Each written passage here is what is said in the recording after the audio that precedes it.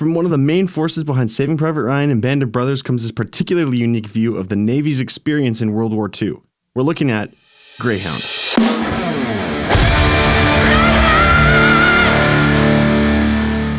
Okay, so yeah, not a big Apple fan.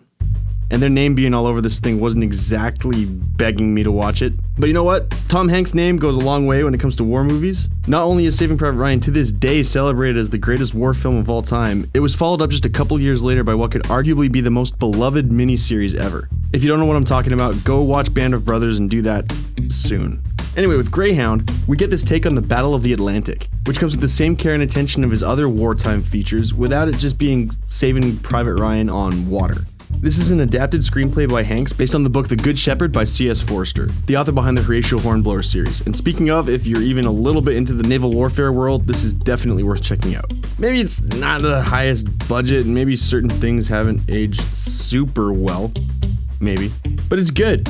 It's not Master and Commander or anything, a movie that I just love, but it's good. But anyway, Greyhound. It's easy to tell that the let's make this as true to the real thing as possible thing has carried over into this screenplay, and for me, it was great. I don't know, if you're only into watching Marvel movies, this won't quite do it for you, but if you want a snapshot of what this campaign was like for a commander,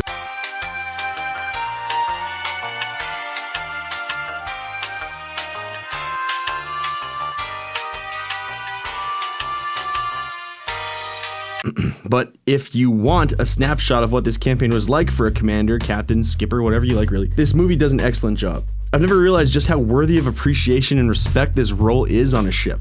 I mean, I've never been in the military, so I guess that makes sense. But anyway, despite writing and starring in this film, the director's chair goes not to Hanks, but to Aaron Schneider, a guy with only a few director credits to his name. The only thing I've seen from him is Get Low, a slow burn that's equal parts charming and dramatic, and though I can't say I've ever felt myself dying to see it again, it's undeniably unique, and I really liked it. But yeah, Greyhound. Hanks portrays Commander Ernest Krause, and we don't leave his side for the entirety of its 91-minute runtime.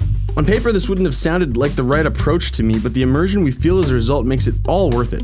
We don't connect with many other characters, and none to the extent we connect with Krause. But that kind of works. The movie provides a pretty special view of this theater of World War II, but where it excels is in its portrayal of the captain's role. He's got to alternate between true bearing, relative bearing, often only visually. He needs to bark orders to a team and manage the roles of multiple crew members, all whom are either managing large crews themselves or are responsible for measurements and data that the commander needs right away in order to keep barking orders. It's just nuts, and we see it happening in real time on this tiny little bridge. Tiny little, kind of redundant, that I suppose one or the other would have been just fine. It's small, there's a ton of people crammed into this small space where everything is being decided and it needs to be decided so quickly. But it's not like things are happening quickly for some innocuous reason. There are U-boats in the water, and the movie doesn't hold back on how truly terrifying they are. I mean, they're under them, in the water, launching torpedoes, and somehow these ships are able to take them on.